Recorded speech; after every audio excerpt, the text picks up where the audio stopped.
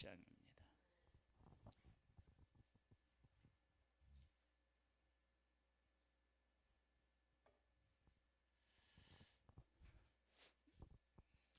하나님의 말씀을 이렇게 이제 민수기도 그렇고요, 신명기도 그렇고 이렇게 보고 있으면 하나님께서 참 구체적으로 모든 상황에 어떻게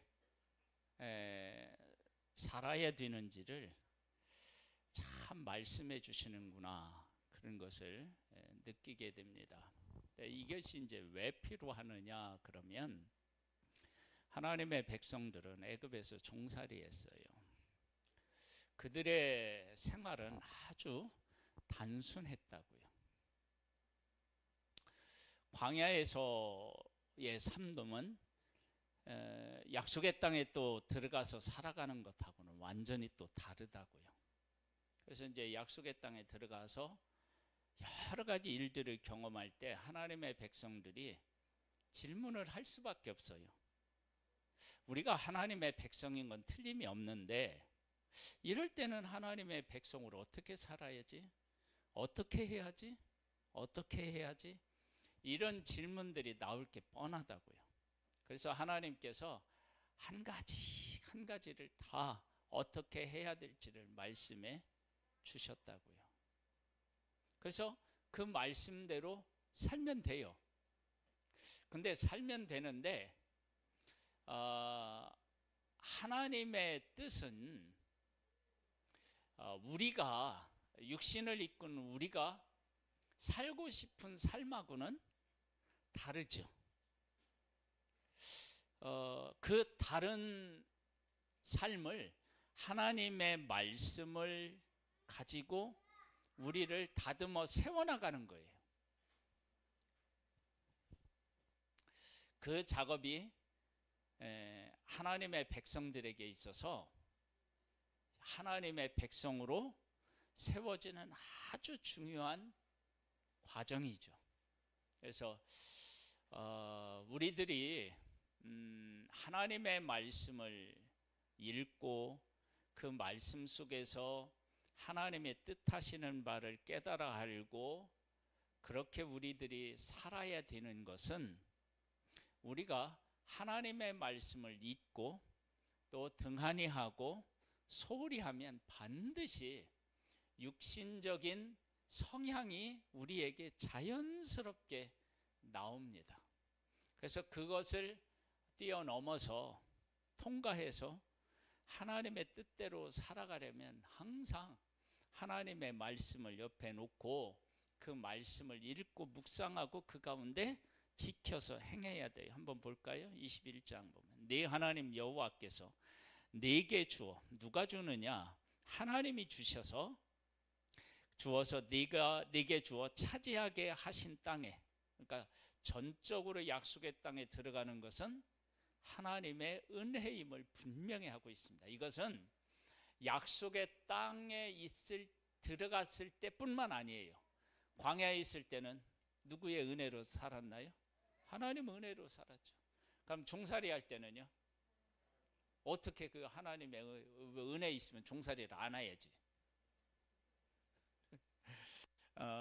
아들을 죽이려고 할 때 하나님이 산파들을 통해서 보호해 주시고, 그리고 나일강에 버리라고 했지만 그거 못할 짓이라고 애굽 사람들도 금방 알았을 거예요. 만약에 그런 일이 지속됐다면 60만 명이 나올 수가 없죠. 그렇죠? 그러니까 하는데 이건 민심이 들끓어서 안 되는 거예요. 그러니까 하나님께서 애굽에 있는 하나님의 백성들도 보호하시고, 그 이전에는 하나님의 백성들이 막 생육이 너무너무 잘 돼서 애굽 사람들이 막 위협을 느낄 만큼 나는 거야. 네, 그런 은혜가 있길 바랍니다. 아멘 이러잖아.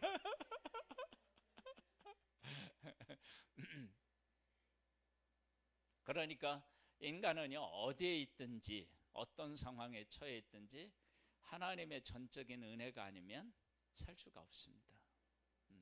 그래서 하나님께서 광야 40년 동안 하나님의 백성들에게 훈련시킨 것은 딱 하나예요. 하나님의 말씀대로 순종하면 살고, 하나님을 따라가면 살고, 하나님을 따라가는 걸 포기하면 죽는다. 그거 배운 게 뭐냐면 그게 광야예요, 광야. 그러니까 하나님께서 우리들 삶에 오셔서 너는 어떻게 살고 있냐 자꾸 물어보시는 거예요. 물어보셔요. 제가 말씀을 좀 이렇게 많이 이렇게 이제 막 말씀을 드렸지만, 이제 나이 먹으니까 이 책을 보면요, 어리더리돼서 조금 보면 안 보여요. 그래가지고 읽기 숙제도 길게 하는 게 힘들어요.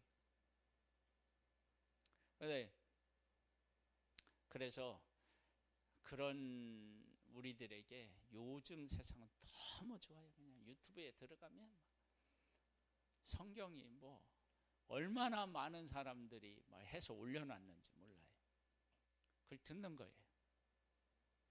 그렇게 이제 성경을 이렇게 쭉 이렇게 듣잖아요. 그러니까 오늘도 우리 이제 성은교회 가면서 오면서 일하면서 이렇게 했거든요. 그래갖고 오늘 제가 이렇게 일하고 왔다 갔다 하면서 성경을 들은 게 열왕기상, 열왕기하, 역대상, 지금 역대하 가고 있어요. 근데 이제 그렇게 이제 하나님의 말씀을 이렇게 이제 듣다가 어느 날에는 뭐에 정신이 팔려가지고 시간을 어느새 하루를 보낸 거야. 그러면은요, 그 하루가 이게 뭐라 그럴까요? 하나님 앞에 좀 죄송스러운 마음이 생겨요.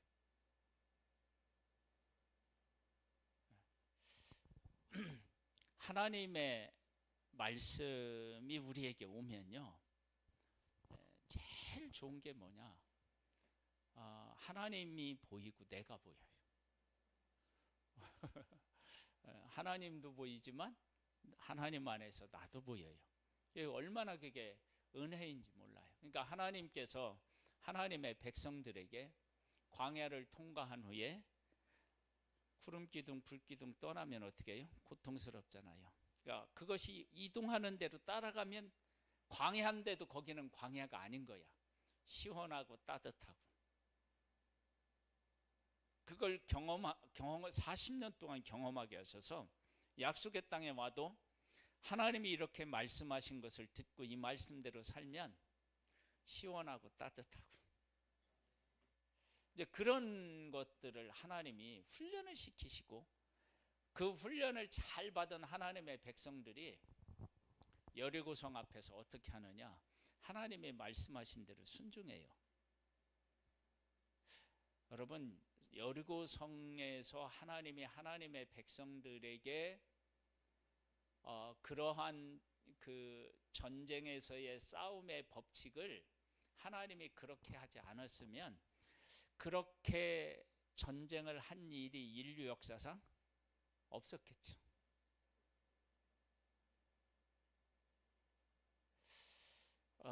우리가 이제 여리고성 사람들을 가만히 생각해 보면요, 이걸 웃어야 할지 울어야 될지 답이 안 나왔을 것 같아요.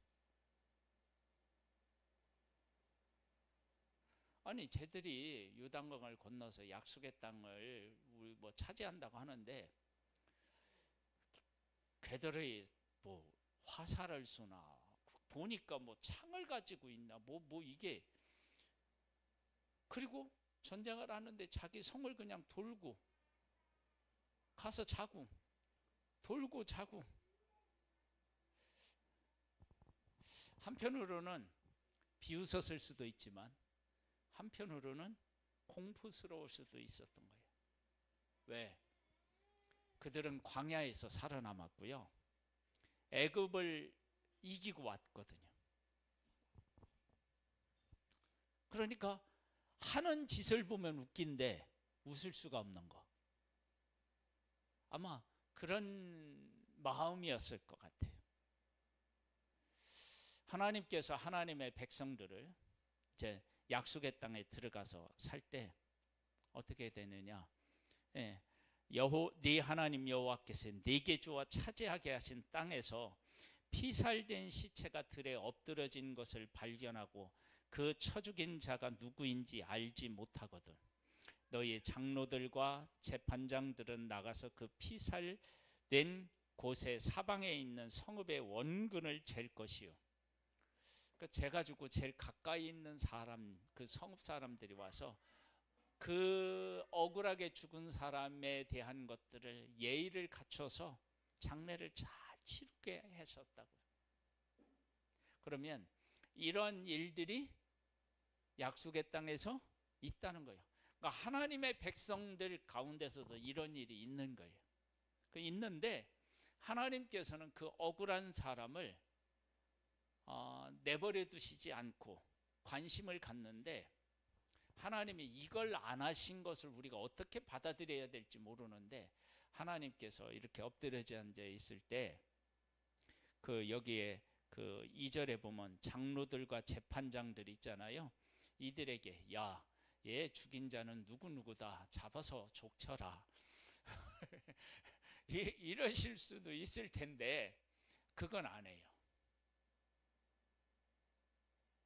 그러니까 하나님도 모르시는 것처럼 하고 사람들에게 그에 대해서 장례를 잘 치르게 하셔요. 하나님이 덮으시는 게 있어요. 덮으시는 게 있다고. 여러분, 사람 살아가는데요, 예전에 시집살이 할 때 귀머거리 3년, 예? 또 뭐요?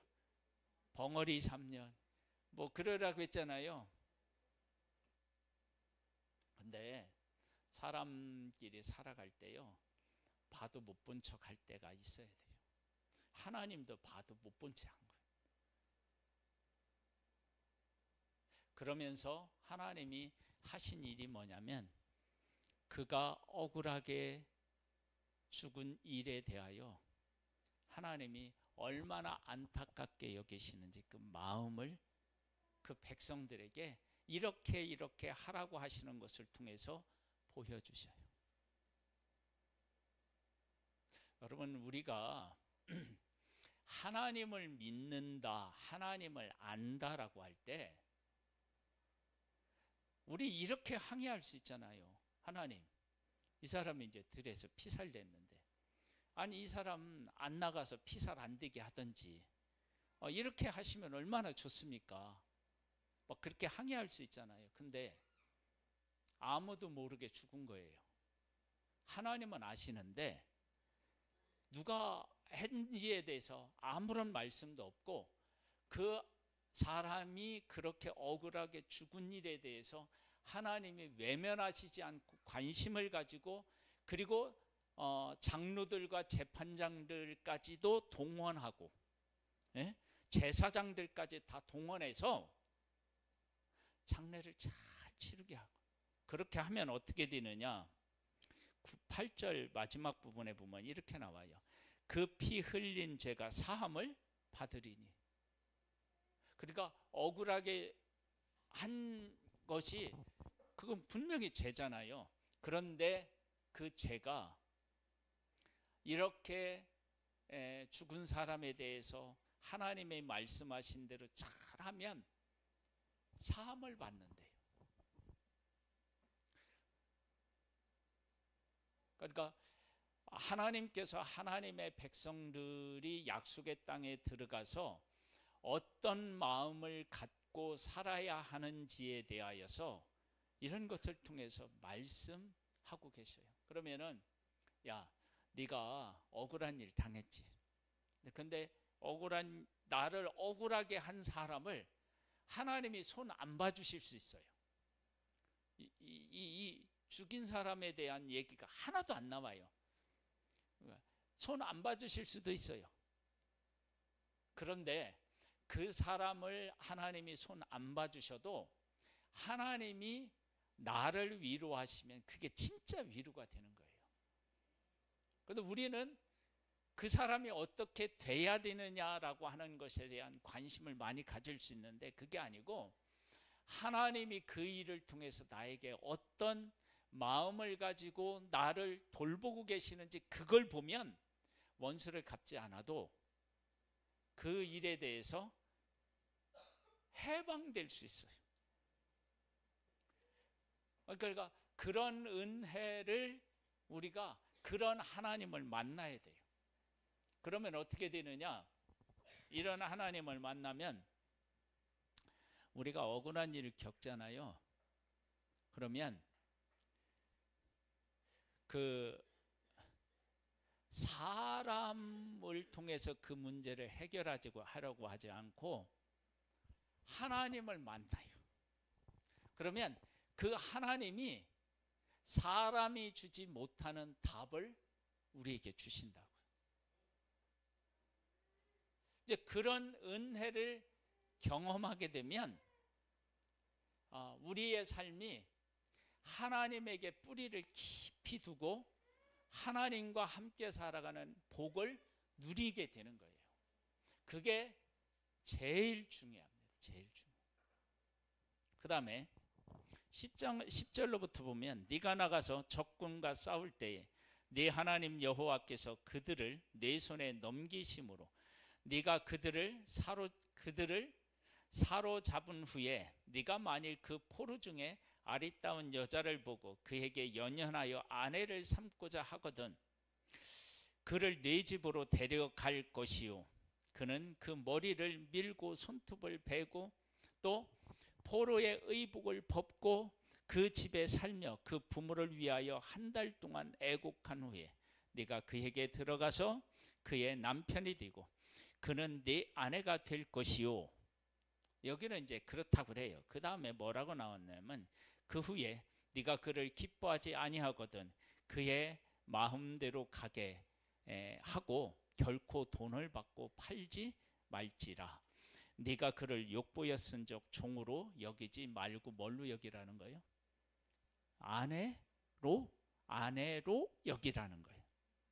그러면 이때 당시의 문화는 어떤 문화였을 거라고 볼 수 있어요? 만약에 내 마음에 안 들면 어떻게 해요? 돈 주고 파는 거예요. 물건 취급하는 거예요. 자, 전쟁에서 싸워서 이겨서 포로로 잡아왔는데 그를 네 아내로 여기고 종으로 여기지 말래. 노예로 여기지 말래. 자, 이건요, 하나님의 백성들에게 하나님이 뭘 말씀하고 계실까요? 하나님은 종도, 이방인의 종도, 노예도 하나님이 이처럼 생각한다. 그러면 하나님께서 하나님의 백성들은요, 어떻게 하나님이 하시느냐? 앞에 다 나와 있잖아요. 적과 싸워서 승리하게 하고요, 넘치도록 하나님이 주시고요. 그러니까 이것을 통해서 내가 아리따운 여인을 얻었다, 그런 개념이 아니라 하나님께서 그 노예인 여인을 어떻게 대우하도록 하셨는지를 통해서 하나님이 어떤 하나님이시구나, 우리에게, 사람에게 어떻게 하기를 원하시는 하나님이시구나, 이것을 깨닫고 그런 하나님을 만나고 그 하나님을 섬기는 삶, 이 삶이 믿음으로 살아가는 삶이에요. 그러니까 우리는 한국 여인에 대한 그 비꼬는 그 유튜브 영상이 올라왔더라고요. 여자들이 뭐라고 하냐면 몰라 아마 그리고 막 떼쓰고 그런데요, 그러면 답이 안 나오는 거예요. 그러면 자기가 잘못해놓고도 몰라 그래가지고면은 그 잘못한 게 없어지기도 하고, 어떻게 까딱 잘못하면 자기가 잘못해놓고 누구한테 덮었어요? 남자에게 덮었어요.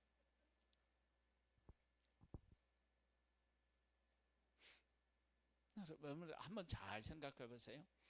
하나님이 어떤 일을 하실 때 그 사건을 통해서 우리의 정욕, 우리의 욕심을 채우기 위해서 하는 게 아니라 하나님이 사람을 어떻게 보고 계시며 우리가 어떤 마음을 가지고 우리의 인생을 살기를 원하시는지를 보여주시는 거예요.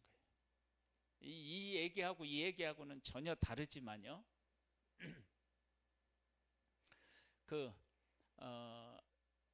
돼지떼에게 막 귀신이 들어가라고 해가지고 귀신이 막 이제 우리 돼지떼에 들어가게 해달라고 막 예수님한테 말씀하시잖아요. 아니, 얘기하는. 그럼 예수님이 그걸 들어주셔요. 근데 그때 이제 나도 오해했어. 아니, 하나님, 내가 기도할 때는 잘 들어주시도 않아. 귀신이 막 돼지떼에 들어가게 해달라고 하는 기도는 뭐 이렇게 잘 들어주시나. 그랬는데 하나님의 말씀을 깨닫고 보니까요, 그게 귀신의 기도를, 간구를 들어준 게 아니라 귀신의 정체를 드러내신 거예요. 귀신은 뭐예요? 살아있는 존재를 죽음으로 내모는 거예요. 그러니까 귀신은 그걸 몰랐겠지요. 그러니까 우리 돼지떼에 들어가 달라고 이렇게 기도했는데 예수님이 그래 들어가, 그거 옳거냐고 들어갔겠죠. 그런데 그 귀신의 정체를 하나님이 밝히 보여주시는 거예요.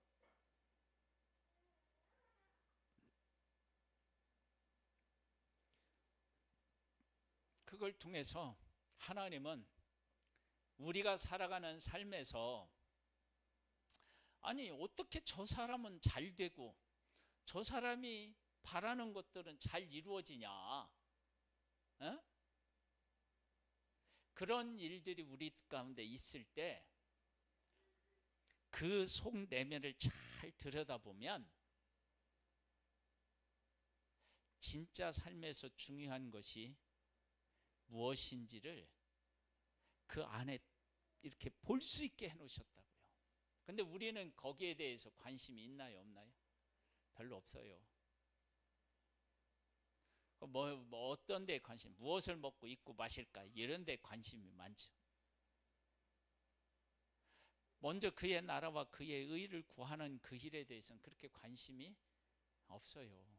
있는 것 같은데 없어요.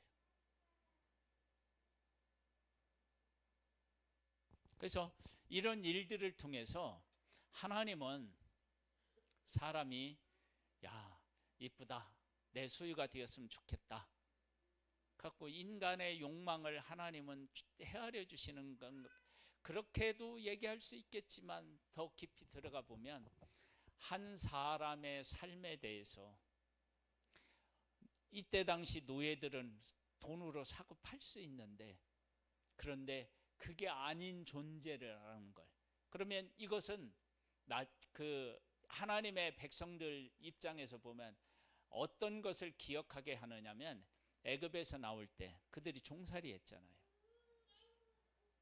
아무 대가도 거의 받지 못하고 거저 일했다고요. 그런데 하나님이 이 하나님의 백성을 애굽에서 나오게 할 때 그들이 구하는 걸 다 주게 만들었어요. 애굽 사람들이. 그때 한목에 개 탄 거예요, 그게. 네? 그리고 그동안 그들이 일했던 모든 것들을 하나님이 다 얻어서 나오게 하셔요. 하나님은 그들이 애굽에서 얼마나 고생하고 하셨는지 그걸 헤아리셨다라고 하는 것을 구하는 대로 주는 것을 통해서 얘기하시는 거예요. 말씀하시는 거예요. 그리고 이스라엘 백성들이 나올 때요, 훔쳐 나오지 않게 하셨어요. 나는 이게 너무 좋아요. 너희들이 애굽 사람한테 가서 달라고 하면 그들이 줄 거야 그래요. 이건 언제 이런 일이 있는지 알아요? 싸움에서 이겼을 때. 내가 전쟁에서 승자가 되잖아요. 가져와, 조공 바쳐 막 이러잖아요.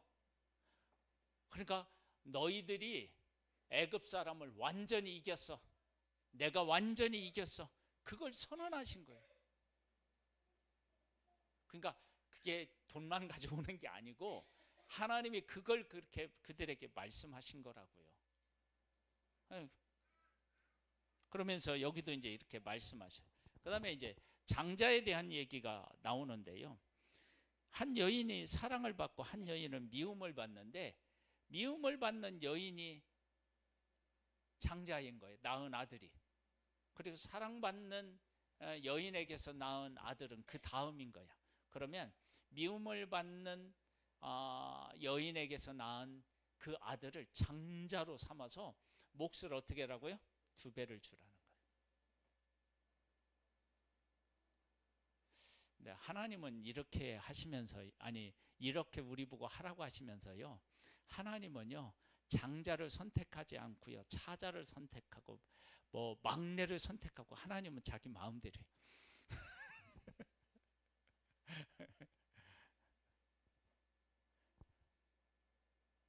왜 하나님은 자기 마음대로 하고 우리들은 이 원칙을 지켜야 되나요? 하나님은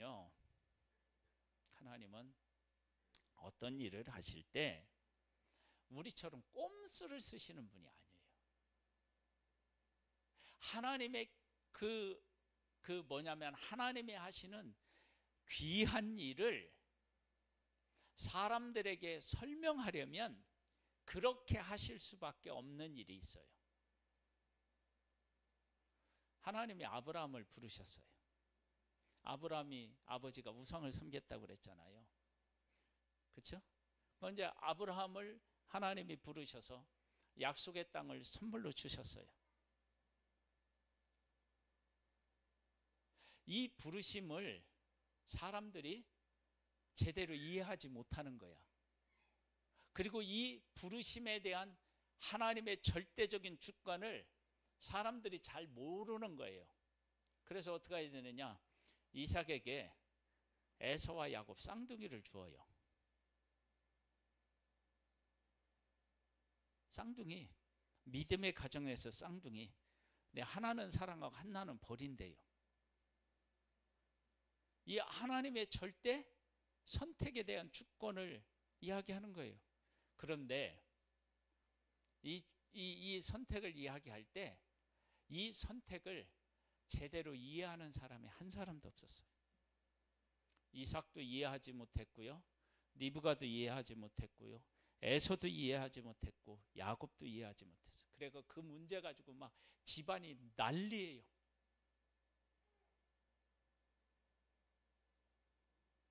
여러분, 우리가 하나님이 하시는 일을 잘 아는 것 같죠?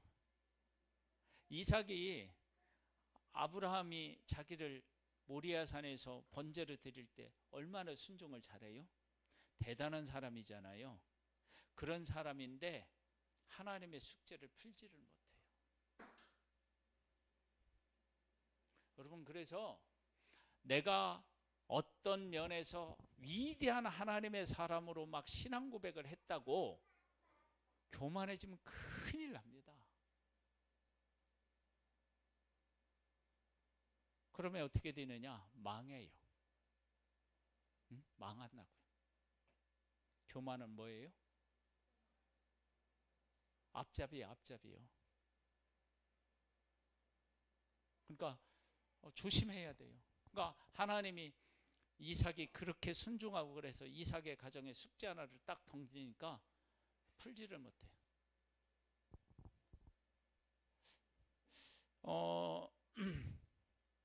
아브라함을 부르실 때 하나님이 어떤 일을 하기 위해서 아브라함을 부르셨느냐, 그 후순을 너로 인하여서 천하 만민이 다 복을 받게 하기 위함이야. 자, 그러면 여기 보세요. 아브라함을 통해서 모든 민족이 다 복을 받게 하려고 했대요. 그러면 그렇게 해서 아브라함을 선택했어요. 그러면 이삭의 가정에서 야곱을 선택했어. 네? 그러면 야곱을 선택했다면 그 야곱을 통해서 에서도 복되게 하실 수 있겠죠. 아브라함을 불러서 모든 민족을 복되게 하신다고 하셨다면 약속의 가정에서 태어난 이 쌍둥이 하나를 선택했지만 그 선택은 물론 하나를 미워했다고 하는데 그 미워한 것은 진짜 하나님이 미워해서 미워한 게 아니고요. 뭐냐면 우리가 아들이 둘이 있다고 해봐요. 둘이 있어. 근데 둘이 있는데 어디 뭐를 할 때 한 명밖에 안 돼. 그러면 그 한 명을 데리고 가는데 한 명한테 뭐예요? 미안하잖아요. 그렇죠? 그러니까 그런 차원에서 에서를 미워했다고 할 수 있다고요. 근데 이걸 아무도 이 하나님이 내준 숙제를 풀지를 못해요. 그래서 막 싸우고 막 나중에는 어떻게 하냐면 막 죽이겠다 막 이런 일들까지 생기는 거야. 그런데 그렇게 하고 도망가는 야곱에게 하나님이 어떻게 하셨어요? 나타나셨죠. 그리고 어떻게 해요? 아브라함하고 내가 약속하고 이삭하고 약속한 거 너하고도 약속한다. 네가 어디를 가든지 너와 함께하고 너를 떠나지 않는다. 그렇게 말씀하셨어요.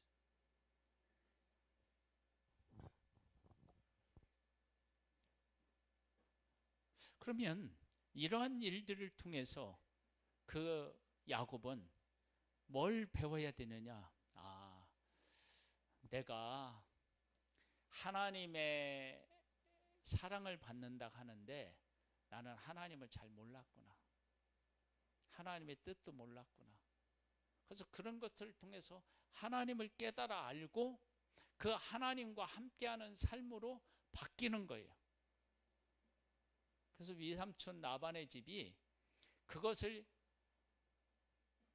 타이든 자이든 실천할 수 있는 절호의 장소였어요. 절호의 장소.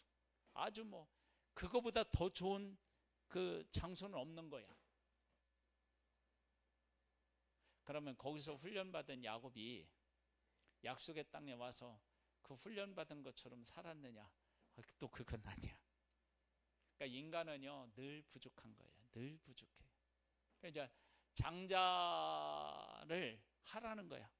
그럼 뭐 그런 일을 통해서 하나님은 어떤 것을 말씀하시느냐? 그러면 하나님이 정하신 뜻을 하나님의 백성이 어떻게 하기를 원하시는 거예요?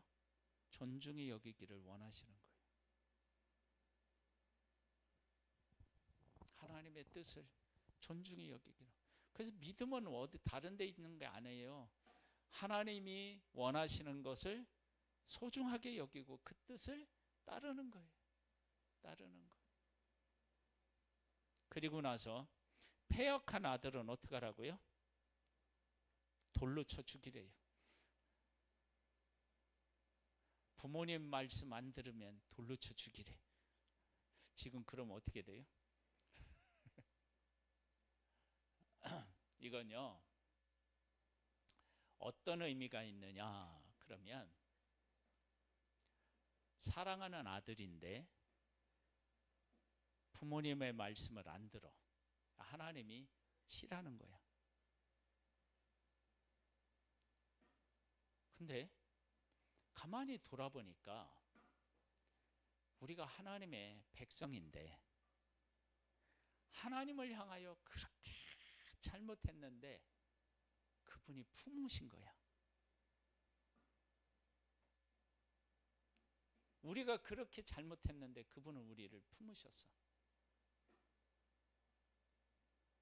그러니까 지금 여기에서 이 패역한 아들은 사실은 누가 품기가 버거운 거예요? 부모님들이 품기가 버거운 거예요. 그런데 하나님은 이 패역한 아들보다 더 패역한 그 백성을 여전히 품으시는 거예요. 그래서 이런 것을 통해서 하나님께서 얼마나 하나님의 백성들을 오래 참고 그들에게 긍휼을 베풀어 주시는지를 알아야 돼요. 그 다음에 이제 22장에 가보면은요,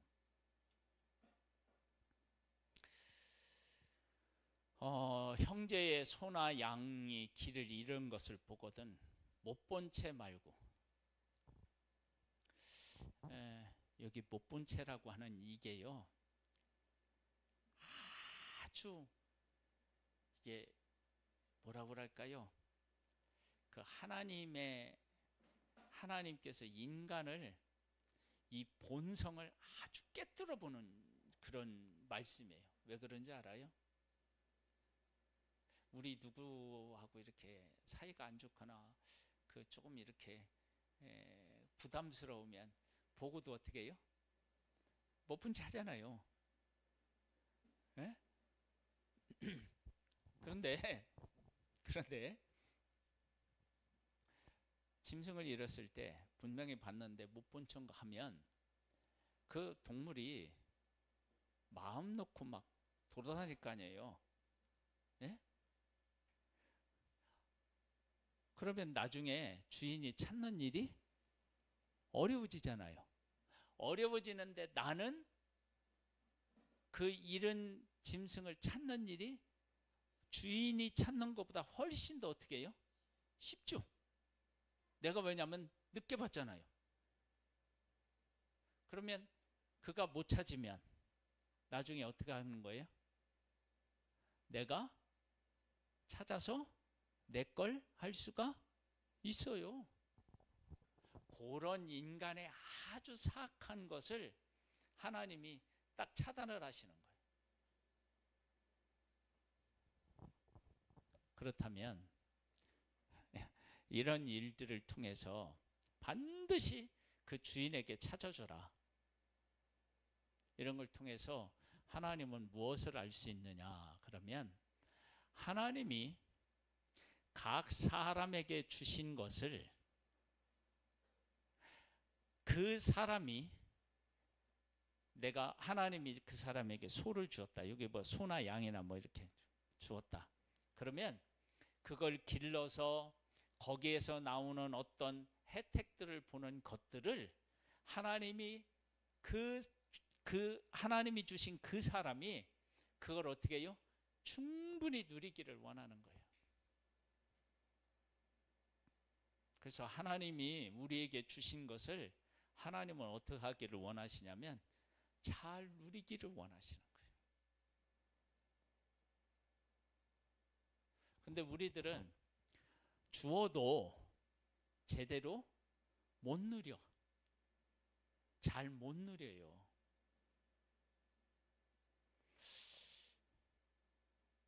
우리 집에 그 양문형 냉장고가 있고요. 그 옆에 김치 냉장고, 스탠드형 김치 냉장고가 있어요. 처음에 우리가 결혼했을 때 샀던 냉장고는 조그마한 거였어요. 그래서 맨날 뭐 넣을 게 없다고 막 그래가지고 어찌어찌 해갖고 냉장고를 바꿨어요.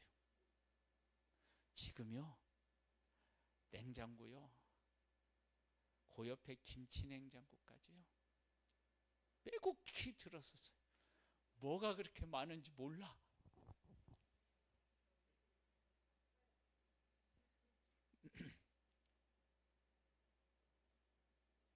그래가지고 어디다 뭐를 놓았는지를 잘 모르니까 거기다 이제 밖에다 붙여 써서 이 칸에는 뭐가 들어있고 이 칸에는 뭐가 들어있고, 그리고 그걸 이제 또 먹고 그러면 지우고 또 채워놓으면 쓰고 그러는데요. 반년, 뭐 1년 한 번도 지우거나 바뀌지 않은 것들이요 있어요.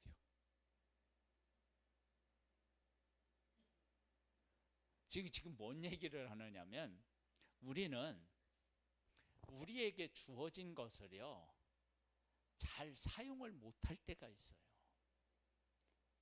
그러니까 잘 사용 못하는 이유는 뭔지 알아요? 그러면서 먹을 게 없대요. 냉장고는 가득 찼는데 먹을 게 없대요. 그래서 장을 봐야 된대요. 냉장고에 있는 건 뭔지 모르겠어.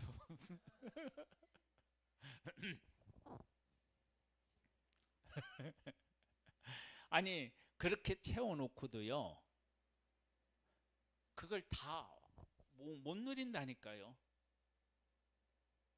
근데 하나님이 우리에게 주신 것을 그렇게 하는 거예요.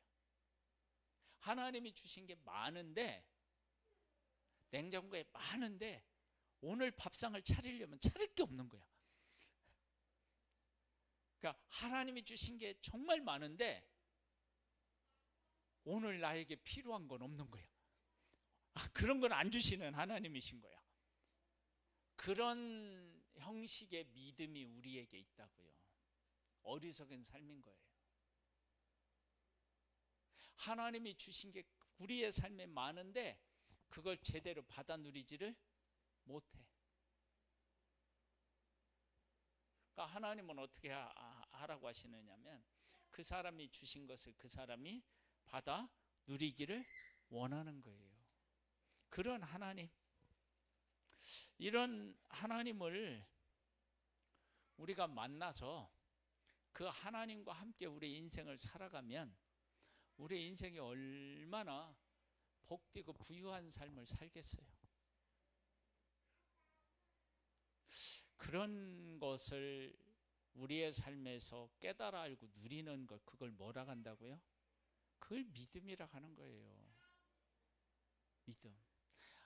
하나님이 안 주시는 것을 때를 써서 막 받아나겠다고 막 철학기도 하고 금식기도 하고 이런 게 아니고, 하나님이 우리에게 이미 주신 것을, 하나님이 이런 것을 주셨구나, 그리고 하나님이 어떤 하나님이시구나, 그런 것을 깨달아 알고 하나님 앞에 뿌리를 내리고 하나님이 주신 것들을 감사함으로 그걸 잘 누리는 사람, 그게 믿음인 거예요. 그게 믿음. 하나님은 우리가 그렇게 인생을 살아가기를 원하셔. 하나님 안에서 부유한 삶, 그렇죠? 행복한 삶, 엄마 품에서 행복하듯이, 아기가 행복하듯이, 예? 그런 행복한 하나님 품에서 행복한 삶을 살아갈 수 있게 되기를 주님의 이름으로 축복합니다. 자, 우리 찬양을 드리겠습니다. 드리고 우리 기도하는 시간을 갖겠습니다.